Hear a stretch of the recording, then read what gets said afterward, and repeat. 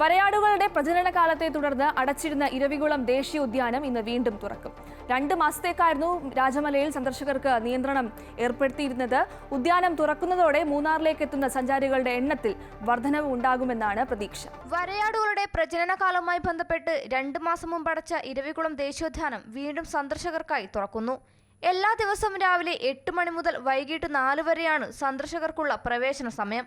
ജനുവരി 31 മുതലാണ് ഉദ്യാനം അടച്ചത്. പുതുതായി പിറക്കുന്ന കുഞ്ഞുങ്ങളുടെ സുരക്ഷ ഉറപ്പുവരുത്തുന്നതിനും വരയാടുകളുടെ പ്രജനനം സുഗമമായി നടക്കുന്നതിനുമാണ് എല്ലാ വർഷവും ഈ കാലയളവിൽ ഇരവികുളം ദേശീയോദ്യാനം അടച്ചിടുന്നത്.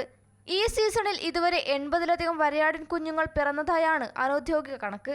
ഏപ്രിൽ 20-ന് ശേഷം ഇത്തവണത്തെ വരയാട് സെൻസസ് നടത്തുമെന്ന് വനംവകുപ്പ് അറിയിച്ചു.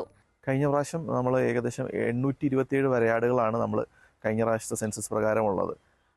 കുട്ടികൾ ഒരു 144 കുട്ടികളാണ് കഴിഞ്ഞ പ്രാവശ്യത്തെ സെൻസസിൽ നമുക്ക് കിട്ടിയിട്ടുള്ളത്. ഈ വർഷവും കഴിഞ്ഞ വർഷത്തെ പോലെ തന്നെ ഏപ്രിൽ 4-ാമത്തെ ആഴ്ചയാണ് നമ്മൾ സെൻസസ് പ്ലാൻ ചെയ്യുന്നത്. കണക്കെടുപ്പ് പൂർത്തിയാകുന്ന മുറയ്ക്ക് മാത്രമേ പുതിയതായി പിറന്ന വരയാടിൻ കുഞ്ഞുങ്ങളുടെ എണ്ണം സംബന്ധിച്ച കൃത്യമായ വിവരങ്ങൾ ലഭ്യമാകൂ. മധ്യവേനലവധി ആരംഭിച്ചതോടെ മൂന്നാറിലേക്ക് എത്തുന്ന സഞ്ചാരികളുടെ എണ്ണത്തിൽ വർധനവ് ഉണ്ടായിട്ടുണ്ട്.